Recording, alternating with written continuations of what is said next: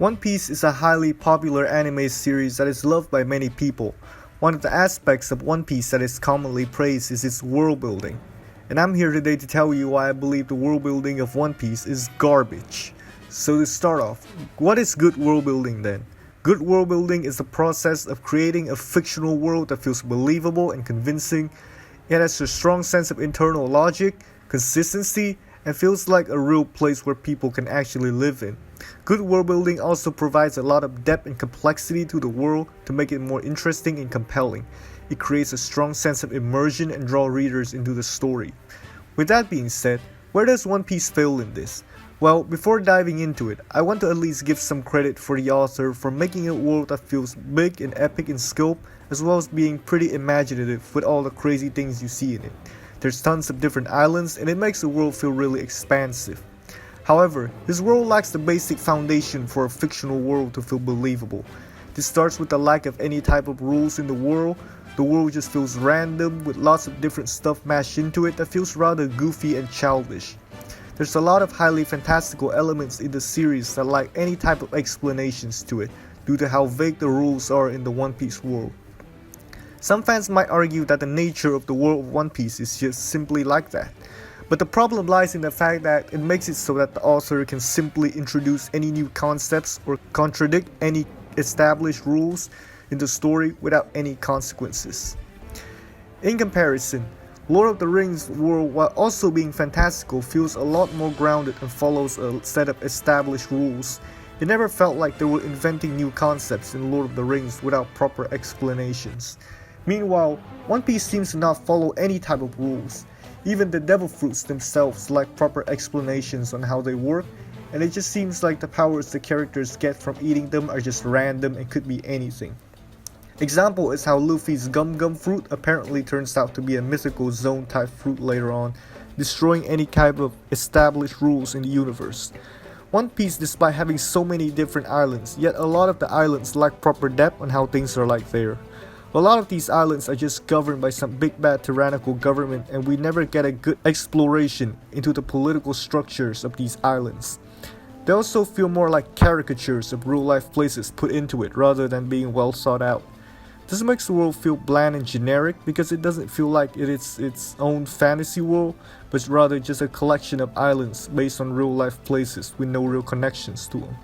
This is due to a lack of consistent themes with the One Piece world. The author could very well just introduce an island with Jedis and lightsabers, and it would be considered normal in the world of One Piece. And how does something like the world government even work in One Piece? For something so ambitious, you would think there is going to be a good explanation on how it works, but there isn't.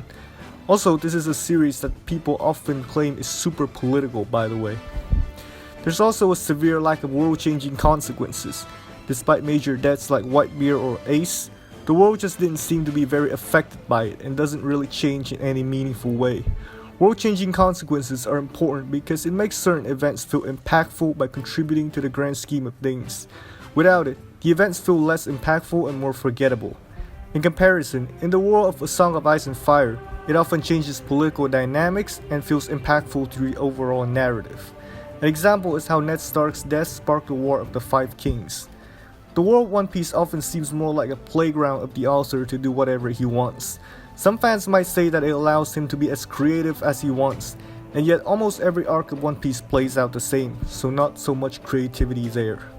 Some might argue that since One Piece is a manga, it doesn't have to explain things like in books.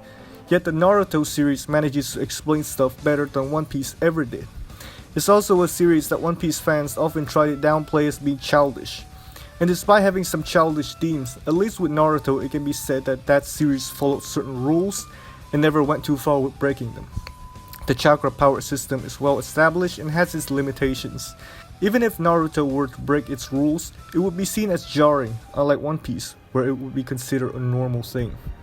Many people make the argument that One Piece world is not meant to be logical, but rather fun and creative. However, I believe this is a flawed argument because creativity should not come at the cost of logic and consistency, and I believe One Piece goes too far with the creative part. Creativity is a good thing, but it should be balanced with some logic as well if you want your story to be taken seriously.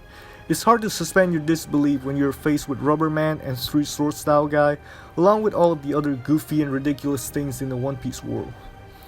While one might argue One Piece is supposed to be a shonen manga aimed at a younger audience, it should not mean that it is immune from criticism, considering the high praises that it gets for its world building. There absolutely has to be a balance between being creative and logical for something to have good world building.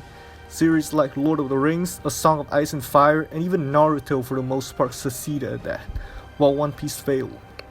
So in conclusion, One Piece world, despite being big as an ocean, is deep as a puddle.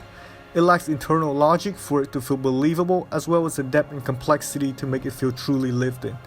And that's all I gotta say. Thanks for watching.